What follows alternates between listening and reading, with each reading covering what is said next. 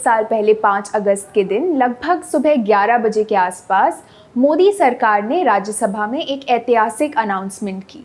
गृह मंत्री अमित शाह ने यह ऐलान किया कि दशकों से जम्मू कश्मीर में विशेष अधिकार देने वाले आर्टिकल 370 को हटा दिया जाएगा।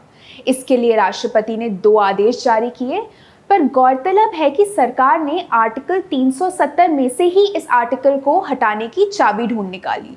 तो क्या था आर्टिकल 370 और किस तरह से इसे हटाना मुमकिन किया गया, इससे जुड़े सारे कानूनी मुद्दे और पैतरे मैं आपको बताऊंगी केवाईसी के इस एपिसोड में। अब सबसे पहले आपको ये बता दूं कि आर्टिकल 370 आखिर था क्या। इसके तहत जम्मू कश्मीर में कुछ विषयों को छोड़कर बाकी सभी कानून को लागू करने के लिए केंद्र सरकार को राज्य से मंजूरी लेनी पड़ती थी। केंद्र सरकार सिर्फ इंस्ट्रूमेंट्स ऑफ एक्सेशन में लिखे हुए विषयों पर ही जम्मू कश्मीर में कानून लागू कर सकता था। अब आसान शब्दों में बताऊं तो इंस्ट्रूमेंट्स ऑफ एक्सेशन वो लिखित दस्तावेज थे जिसके आधार पर आज़ादी के समय रियासतें भारत का हिस्सा बन रही थी। इन दस्तावेजों में कुछ नियम और शर्तें लिखी गई थी। अब अक्टूबर 1947 में कश्मीर के महाराजा हरी सिंह ने भी इसे साइन किया। इसके मुताबिक केंद्र सरकार को सिर्फ जम्मू कश्मीर के रक्षा, विदेश और संचार से संबंधित कानून बनाने का अधिकार था। आर्टिकल 370 के तहत प्रेसिडेंट को ये भी अधिकार दिया गया था कि वो भारत के संविधान के कुछ आर्टिकल्स को जम्मू कश्मीर पर लागू कर सके, लेकिन इसके लिए भी राष्ट्रपति को राज्य से अनुमति लेनी पड़ती थी।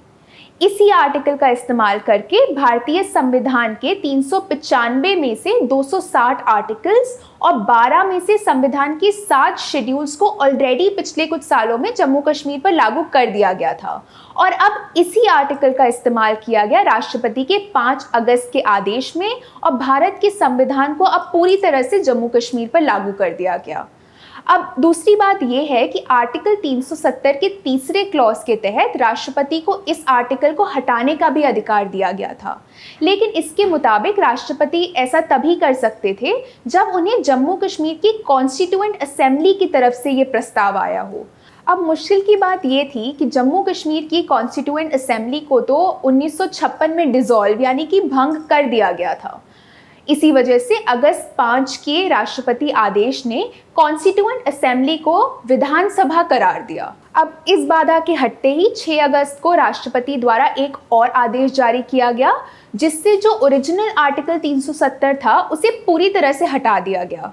इसकी जगह नया आर्टिकल 370 लाया गया जो ये कहता है कि अब भारतीय संविधान जम्मू कश्मीर पर भी लागू होगा। लेकिन उस समय से ही इस बात पर आपत्ति जताई गई है कि जम्मू कश्मीर में दिसंबर 2018 से ही राष्ट्रपति शासन लागू कर दिया गया था। जैसे कि मैंने आपको पहले बताया कि अगस्त 2019 में लागू किए गए राष्ट्रपति आदेशों को जारी करने के लिए राज्य विधानसभा की मंजूरी भी जरूरी थी, लेकिन राष्ट्रपति शासन के चलते विधानसभा की जगह केंद्र सरकार की मंजूरी से ये आदेश लागू कर दिए गए। ऐसे में क्या ये दोनों राष्ट्रपति आदेश कानूनी रूप से वैध थे?